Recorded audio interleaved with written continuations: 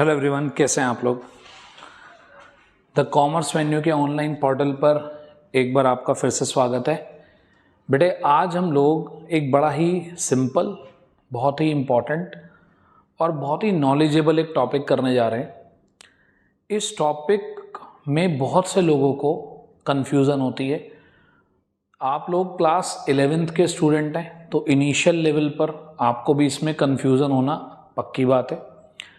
तो चलिए ज़रा आज हम बात करते हैं जिस टॉपिक की, वो आपकी स्क्रीन पे लिखा हुआ है। और आज हम पढ़ने जा रहे हैं ट्रेड और कॉमर्स के बारे में। सर, कॉमर्स तो हमारी स्ट्रीम का ही नाम है, तो ऐसा हो सकता है कि आपके टीचर्स ने आपको अच्छे से समझाया हो कि कॉमर्स क्या है, क्योंकि आप लोगों ने कहीं ना कहीं, जो लोग क्लास 11th के बिजनेस स्टडीज़ पढ़ रहे हैं वो कहीं ना कहीं कॉमर्स के स्टूडेंट हैं। तो आज हम देखेंगे यहाँ पर कि कॉमर्स क्या है और ट्रेड क्या है। ठीक, तो चलिए ज़रा हम बात करते हैं आज दो बातों की। दो टर्म्स हैं हमारे पास। एक टर्म है ट्रेड, करेक्ट, और एक टर्म है कॉमर्स। अब ये दोनों टर्म क्या हैं बेटे? ट्रेड का मतलब है बाइंग एंड सेलिंग, खरीदना और बेचना। जब आप कोई चीज खरीद कर बेचते हैं तो उसको आप बोलते हैं ट्रेड, कि आप एक ट्रेड कर रहे हैं, व्यापार कर रहे हैं। ध्यान से सुनिएगा। अब जो ट्रेड है, ट्रेड को फर्दर हम दो पार्ट में डिवाइड करते हैं। एक होता है हमारा इंटरनल ट्रेड और दूसरा होता है हमारा एक्सटर्नल ट्रेड। अब जो trade with in the country होता है, जो एक ही देश के अंदर होता है, उसको तो हम बोलते हैं इंटरनल ट्रेड। और जो आउटसाइड दी कंट्री होता है, यानी कि आप कह सकते हैं बिटवीन टू कंट्रीज, दो कंट्रीज के बीच में होता है। मतलब बायर एक कंट्री का, सेलर दूसरी कंट्री का। ठीक, तो उसे हम बोलते हैं external trade. Internal trade again दो पार्ट में डिवाइड होता है। एक होता है हमारा रिटेल ट्रेड और एक होता है होलसेल। रिटेल और होलसेल। रिटेल ट्रेड में क्या होता है? रिटेल ट्रेड में जो रिटेलर होता है, जो अपने आसपास की आप दुकानें देखते हैं, वो होलसेलर से गुड्स खरीदता है और कंज्यूमर को बेचता है। तो ये जो रिटेलर होता है, ये होलसेलर से प्रोडक्ट लेता है और कंज्यूमर को बेचता है। और जो होलसेलर है, ये मैन्युफैक्चरर से गुड्स खरीदता है और ये रिटेलर को बेचता है। करेक्ट। उसी तरीके से अगर हम बात करें एक्सटर्नल ट्रेड की, एक्सटर्नल ट्रेड को हम फर्दर तीन पार्ट में डिवाइड करते हैं। किसको? एक्सटर्नल ट्रेड को। फर्स्ट होता है इंपोर्ट, एक्सपोर्ट और एंटरपोर्ट।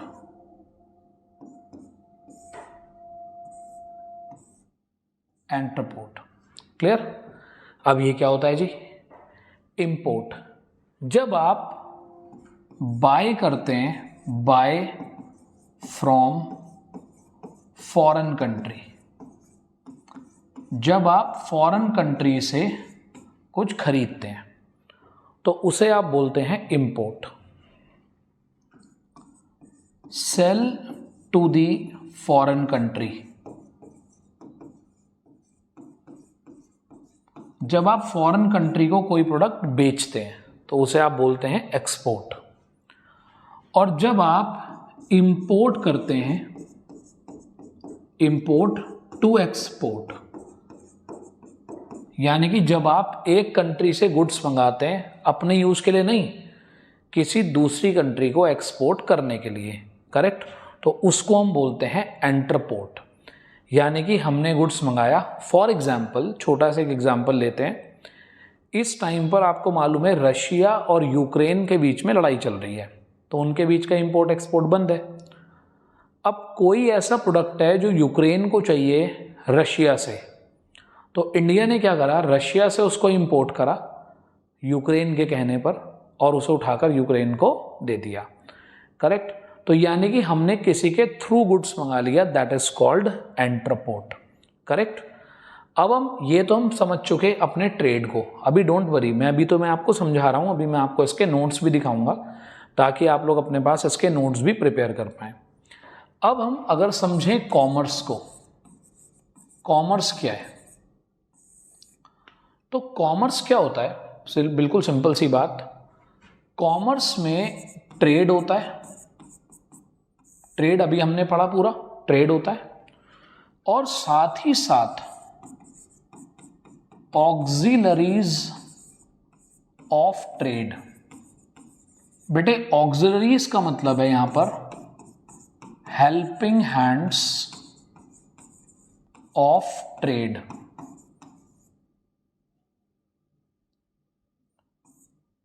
हेल्पिंग हैंड्स ऑफ ट्रेड यानी कि वो चीजें जो बिजनेस को अच्छे से चलाने में हमारी हेल्प करती हैं, उन्हें हम बोलते हैं helping hands of the business या helping hands of the trade, correct, जिनसे हमें बिजनेस चलाने में क्या हो, हेल्प हो, या आप इसे कह सकते हैं ये सपोर्टिंग सर्विसेज होती हैं, सपोर्टिंग सर्विसेज। जरा समझिएगा मेरी बात, आजकल के टाइम में हम बिना बैंकिंग के, बिना इंश्योरेंस के, वेयरहाउस मतलब गोडाउन, उसके बाद ट्रांसपोर्टेशन, कम्युनिकेशन,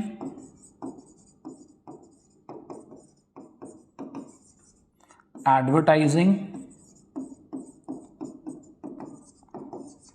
इन सब के बिना ट्रेड को नहीं चला सकते। यानी कि अगर आपको अपना ट्रेड चलाना है तो आपको बैंकिंग की, आपको इंश्योरेंस की, वेयर हाउस की, ट्रांसपोर्टेशन की, आपको इन सब की क्या लेनी पड़ती है, हेल्प लेनी पड़ती है। तो इस पूरे सिस्टम को यानी कि ट्रेड और ट्रेड को हेल्प करने वाले एलिमेंट, इन सब को मिलाकर बनता है कॉमर्स। तो अब जैसे आप लोग क्लास 11th में हैं, तो 11th क्लास में हो चाहे आप 12th में पहुँचें, भैया आप एक बात सोचो, आप बिजनेस स्टडीज़ पढ़ रहे हो, आप अकाउंटेंसी पढ़ रहे हो, अकाउंटेंसी भी क्यों पढ़ रहे हो, क्योंकि अकाउंटेंसी भी कहीं ना कहीं ट्रेड को हेल्प करती है चलाने में, ठीक, हिसाब किताब करना भी बिजनेस को हेल्प करता है।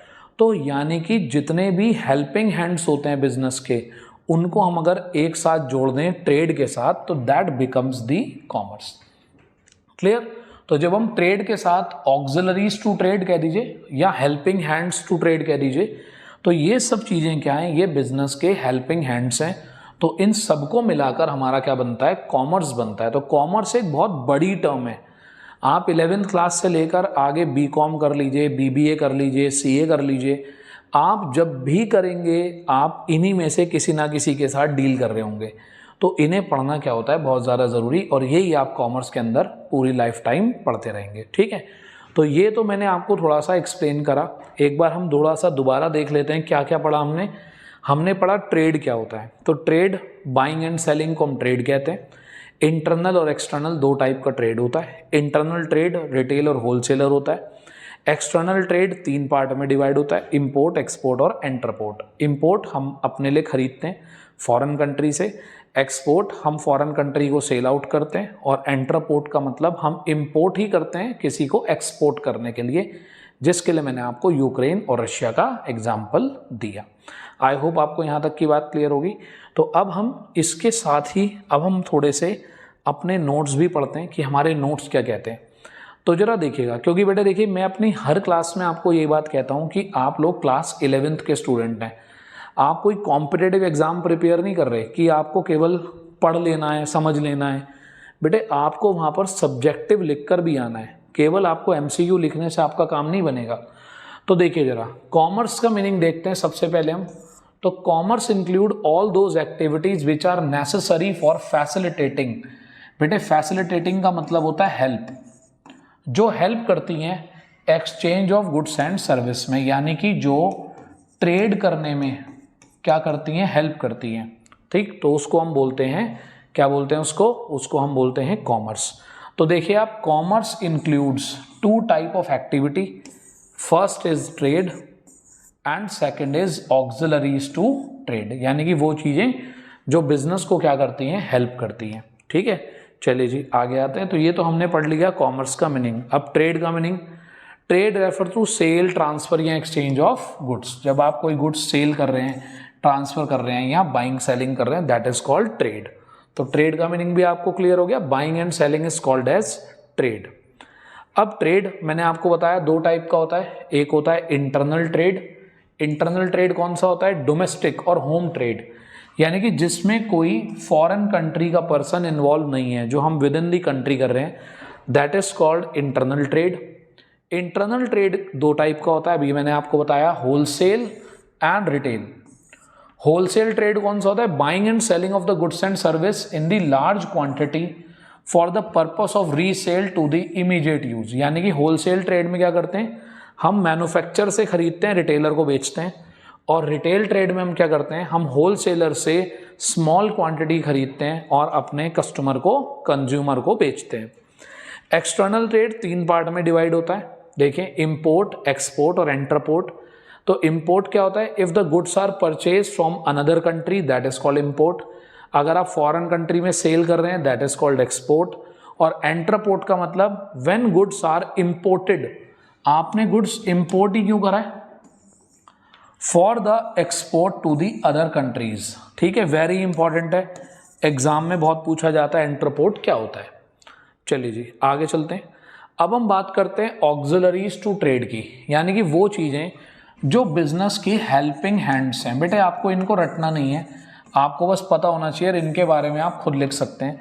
देखिए, बैंकिंग और फाइनेंस, भाई पैसे के बिना बिजनेस कहाँ से चलेगा, बैंकिंग के बिना कहाँ से चलेगा। बैंक हमें अलग अलग फैसिलिटीज प्रोवाइड कराते हैं, तो यानी कि बैंक हमारी जो पैसे वाली प्रॉब्लम है, इसको क्या करते हैं, सॉल्व करते हैं। उसके बाद आगे चलते हैं हम थोड़ा सा। उसके बाद आता है हमारा सेकंड, आता है इंश्योरेंस। इंश्योरेंस हमारी कौन सी प्रॉब्लम को सॉल्व करता है, रिस्क। भाई बिजनेस में रिस्क होता है, लॉस बाय थेफ्ट हो गया, माल चोरी हो गया, जल गया, कुछ भी हो सकता है। तो हम उस रिस्क से खुद को बचाने के लिए क्या करा लेते हैं, इंश्योरेंस करा लेते हैं। उसके बाद आगे चलते हैं। बेटे ट्रांसपोर्टेशन, जो हमारी प्लेस वाली प्रॉब्लम है कि एक गुड्स बनता कहीं पर है और सेल कहीं पर होता है, तो जो प्लेस वाली प्रॉब्लम है, उस प्लेस वाली प्रॉब्लम को कौन सॉल्व करता है, ट्रांसपोर्टेशन सॉल्व करता है। आगे चलते हैं। उसके बाद आता है वेयर हाउसिंग, सामान बनेगा कभी और यूज होगा किसी और टाइम पर। तो जो टाइम वाली प्रॉब्लम है कि गुड्स बनता किसी टाइम पर है और यूज किसी और टाइम पर होता है। अब आप सोचिए, अगर विंटर के जो आर्टिकल्स होते हैं वो यूज तो विंटर में होते हैं, लेकिन उनका प्रोडक्शन तो किसी और टाइम पे होता है। ठीक, अब ये थोड़ी कि सर्दी में जो यूज होने वाली आइटम है सर्दी में ही वो बनेंगी, तो डिमांड सप्लाई नहीं मैच हो पाएगी। तो यानी कि अगर आप सप्लाई कर रहे हैं कब, विंटर में, तो ऑब्वियस सी बात है आपने उसको बनाया होगा किसी और टाइम पर। तो ये आ गई वेयर हाउसिंग, किसकी प्रॉब्लम को सॉल्व करता है, टाइम की। आगे चलते हैं थोड़ा सा और। उसके बाद है कम्युनिकेशन। बेटे कम्युनिकेशन हमारी इंफॉर्मेशन से रिलेटेड, इंफॉर्मेशन से रिलेटेड प्रॉब्लम को कौन सॉल्व करता है, कम्युनिकेशन। क्योंकि हमें इधर से उधर कम्युनिकेशन पहुंचानी है, इंफॉर्मेशन देनी है, तो उस इंफॉर्मेशन वाली जो प्रॉब्लम है उसको कौन सॉल्व करता है, हमारा कम्युनिकेशन उसको सॉल्व कर देता है। आगे चलते हैं जी। आगे आता है आपका एडवर्टाइजिंग। एडवर्टाइजिंग क्या करता है, एडवर्टाइजिंग हमारे प्रोडक्ट को क्या करता है, प्रमोट करता है। एडवर्टाइजिंग हमारे प्रोडक्ट को प्रमोट करता है और हमें नॉलेज देता है, हमें प्रोडक्ट्स के बारे में क्या देता है, नॉलेज देता है। क्लियर। तो ये प्रॉब्लम हमारी एडवर्टाइजिंग सॉल्व करता है। तो आई होप आपको यहां तक की बात क्लियर होगी। अब देखिए कुछ बातें आपको बताता हूं, ध्यान से सुनिएगा। बिजनेस में बहुत सारे हिंड्रेंस हैं, एक वर्ड यहां पर यूज हो रहा है, हिंड्रेंस। हिंड्रेंस वर्ड का मतलब होता है रुकावट। बिजनेस में बहुत सारी रुकावटें हैं, बहुत सारी परेशानियां हैं, उन सारी प्रॉब्लम्स को सॉल्व कैसे करा जाता है, आराम से मेरी बात सुनिएगा। जैसे कि ट्रेड क्या करता है, ट्रेड दो लोगों को मिलवाने का काम करता है, करेक्ट। तो ट्रेड जो है पर्सन से रिलेटेड जो प्रॉब्लम होती है, दो लोगों को मिलवाकर खरीदने बेचने की प्रॉब्लम को क्या करा देता है, सॉल्व करा देता है। तो ट्रेड क्या करता है, हिंड्रेंस ऑफ पर्सन। बेटे ये एमसीक्यूज में पूछे जाते हैं, हिंड्रेंस ऑफ पर्सन को कौन सॉल्व करता है, ट्रेड, करेक्ट। सिंपल सी बात, प्रोड्यूसर बना रहा है, वो भी इनकम्प्लीट है, वो भी बेचारा परेशान रहेगा अगर उसका गुड्स सेल नहीं होगा। यहां पर कस्टमर भी परेशान है कि भाई मुझे गुड्स चाहिए, तो दोनों की परेशानी को कौन दूर कर रहा है, दोनों की परेशानी को दूर कर रहा है ट्रेड। फिर जो ट्रांसपोर्टेशन है, ट्रांसपोर्टेशन यूज करती है, जो दूर कर देती है किसको, प्लेस वाली प्रॉब्लम को, जहां बना था कहीं और बिकना है, उसे ट्रांसपोर्टेशन सॉल्व करता है। फिर स्टोरेज और वेयर हाउसिंग क्या करते हैं, स्टोरेज और वेयर हाउसिंग जो है, जो टाइम है, टाइम से रिलेटेड प्रॉब्लम को कौन सॉल्व कर देता है, स्टोरेज और वेयर हाउसिंग फंक्शन। आप देखिए कभी कभी आप अमेजॉन फ्लिपकार्ट से ऑर्डर करते हैं और अगले दिन आपके घर पहुंच जाता है, कैसे, क्योंकि कहीं आसपास उन्होंने अपना वेयर हाउस लेके, गोडाउन लेके वहां पर गुड्स क्या कर रखा होता है, स्टोर किया हुआ होता है, और वहां से गुड्स आपके पास पहुंच जाता है। उसके बाद आता है नेक्स्ट आपका इंश्योरेंस। इंश्योरेंस क्या करता है, इंश्योरेंस आपके रिस्क को, जो भी आपके बिजनेस में जो रिस्क होता है, उस प्रॉब्लम को कौन सॉल्व करता है, इंश्योरेंस, क्लियर। उसके बाद बैंकिंग। बैंकिंग क्या करता है, आपकी पैसे वाली प्रॉब्लम को कौन सॉल्व करता है, बैंकिंग। एडवर्टाइजिंग, आपको एडवर्टाइजिंग से क्या मिलती है, इंफॉर्मेशन मिलती है, तो इंफॉर्मेशन की प्रॉब्लम को कौन सॉल्व करता है, एडवर्टाइजिंग। तो इसका मतलब हमारे सामने 6 अलग अलग प्रॉब्लम है। जैसे इंफॉर्मेशन एक प्रॉब्लम है तो उसको एडवर्टाइजिंग ने सॉल्व करा, फिनेंस एक प्रॉब्लम है तो उसको बैंकिंग ने सॉल्व करा, रिस्क एक प्रॉब्लम है तो उसको इंश्योरेंस ने सॉल्व करा, टाइम एक प्रॉब्लम है तो उसको वेयर हाउसिंग ने सॉल्व करा, प्लेस एक प्रॉब्लम है तो उसको ट्रांसपोर्ट ने सॉल्व करा, और पर्सन की अगर प्रॉब्लम है तो उसको ट्रेड ने सॉल्व करा।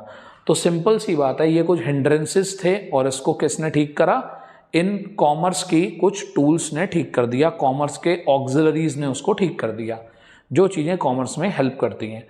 तो आई होप बड़ी सिंपल सी बात है, ट्रेड और कॉमर्स, कॉमर्स कहीं ना कहीं हमारी प्रॉब्लम्स को क्या कर रही है, सॉल्व कर रही है। तो बस यही हमें आज पढ़ना था। आज की क्लास में इतना रखते हैं। नेक्स्ट क्लास आपके लिए मोस्ट इंपॉर्टेंट क्लास है, क्योंकि नेक्स्ट क्लास में मैं आपको डिस्कस कराऊंगा MCQ, question answer, true false, ये सब चीज़ें इसी टॉपिक से रिलेटेड। जो हमारे भी पिछले 2 टॉपिक हुए, एक टॉपिक हुआ हमारा इंडस्ट्री का, एक हुआ आज हमारा ट्रेड एंड कॉमर्स का, इससे रिलेटेड मैं आपको क्वेश्चंस कराऊंगा नेक्स्ट क्लास में। तो आई होप मिलेंगे नेक्स्ट क्लास में। Thank you, have a nice day. आप में से जो बच्चे चैनल पर न्यू हैं, जो भी बच्चे जो किसी भी तरीके से मुझसे डायरेक्टली कनेक्टेड हैं या नहीं हैं, आई डोंट नो, लेकिन आप इन क्लासेस को ज़्यादा से ज़्यादा लोगों के साथ शेयर कीजिए, क्योंकि जितने ज़्यादा व्यूज़ होंगे, जितने ज़्यादा आपके कमेंट्स होंगे, आपके मैसेजेस होंगे, आपके सजेशंस होंगे, क्लासेस को उतना ही ज़्यादा इम्प्रूव करने में मुझे हेल्प मिलेगी। तो चलिए मिलेंगे नेक्स्ट क्लास में। Thank you, have a nice day.